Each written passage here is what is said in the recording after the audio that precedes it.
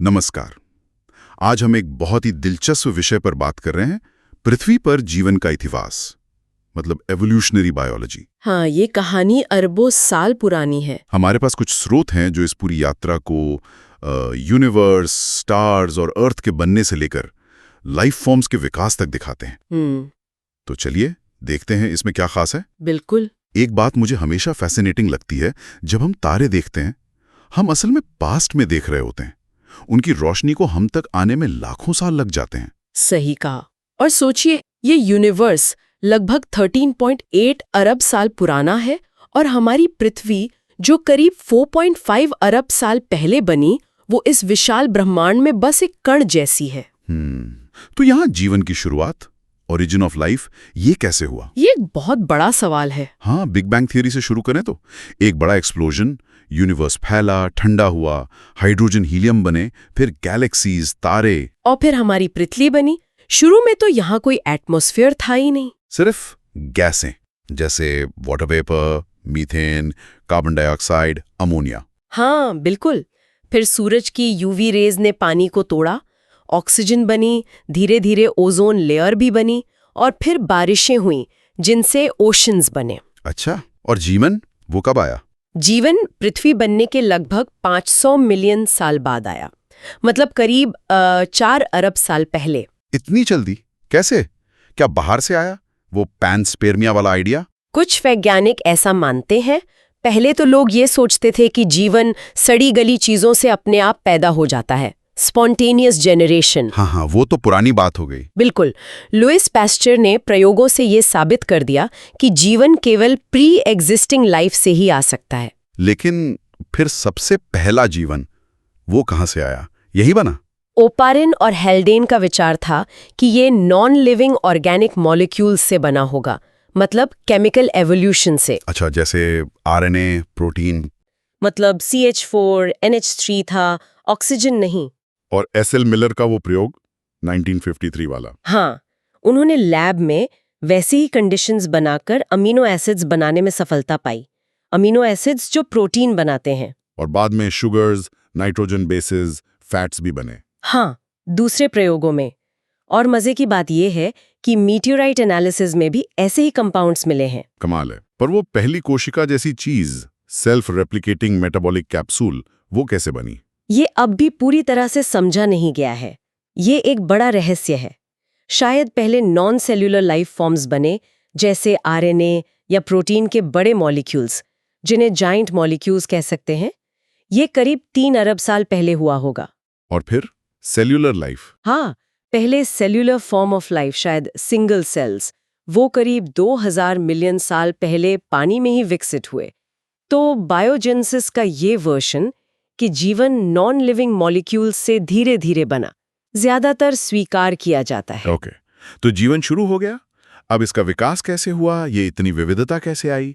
यहाँ Charles Darwin का नाम आता है। बिल्कुल। अपनी HMS बीगल की यात्रा के दौरान उन्होंने जो देखा, उन्होंने देखा कि आज के लाइफ फॉर्म्स आपस में तो मिलते ही हैं, लाखों साल पहले के जीवन रूपों से भी मिलते हैं। हाँ, और यहीं से उन्होंने ग्रेजुअल एवोल्यूशन और नेचुरल सिलेक्शन का सिद्धांत दिया। नेचुरल सिलेक्शन मतलब जो जीव अपने माहौल में बेटर फिट होते हैं, वो ज्यादा प्रोजेनी पैदा करते हैं और प्रकृति उन्हें चुन लेती है। यहाँ फिटनेस का मतलब है रिप्रोडक्टिव फिटनेस। और एल्फ्रेड वालेस भी तो इसी नतीजे पर पहुंचे थे, लगभग उसी समय। सही। और एवोल्यूशन के एविडेंसेस तो कई हैं, जैसे फॉसिल्स, पैलिएंटोलॉजिकल एविडेंस। हाँ, चट्टानों की परतों में मिलने वाले फॉसिल्स दिखाते हैं कि जीवन कैसे बदला।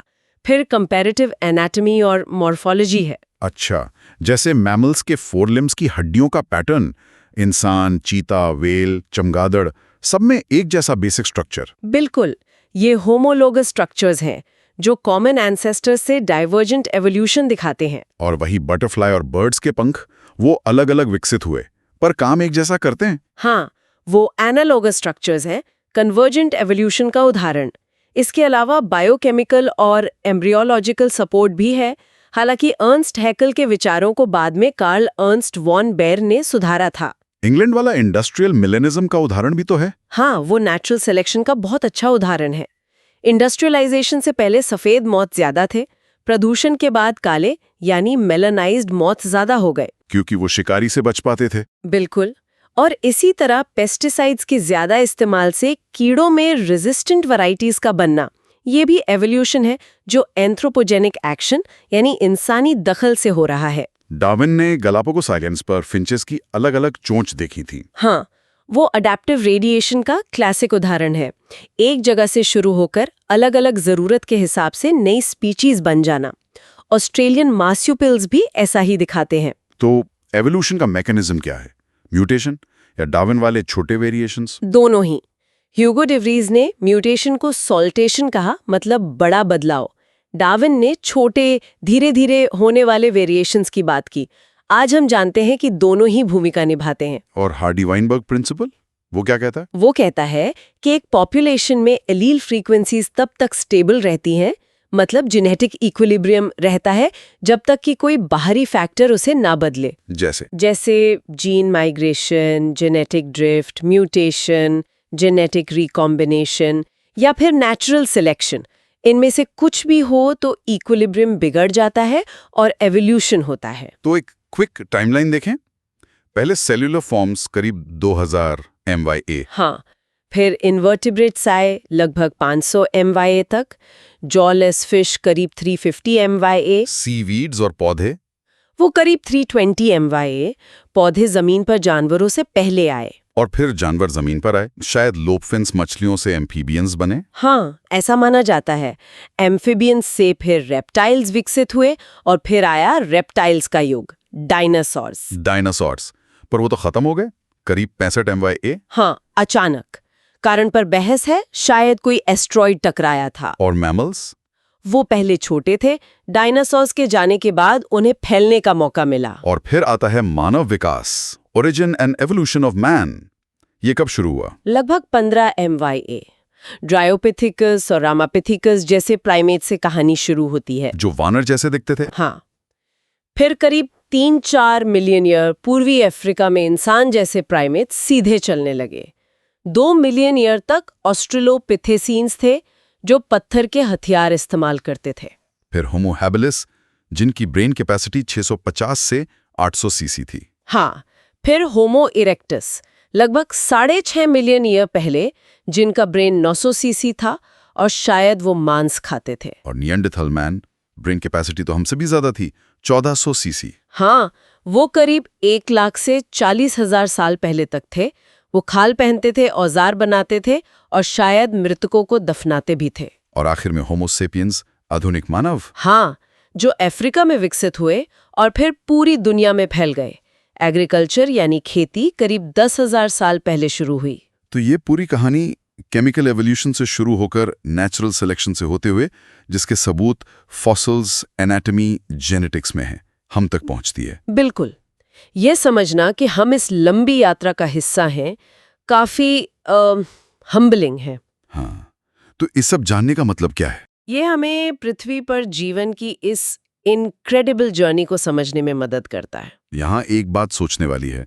आपने कहा एवोल्यूशन एक स्टोकेस्टिक प्रोसेस है, चांस इवेंट्स और चांस म्यूटेशन पर आधारित, कोई तय दिशा नहीं है। हाँ, डिटर्मिनिज्म नहीं है। तो क्या हम मानव विकास को भी एक तरह का अडेप्टिव रेडिएशन मान सकते हैं, जैसे फिंचेस या मार्supials के मामले में हुआ? ये एक दिलचस्प सवाल है। एक ही लीनेज से अलग अलग संस्कृतियां, तकनीकें, शायद इस पर विचार किया जा सकता है। बिल्कुल, सोचने के लिए एक अच्छा पॉइंट है। आज के इस गहन विश्लेषण के लिए धन्यवाद। धन्यवाद।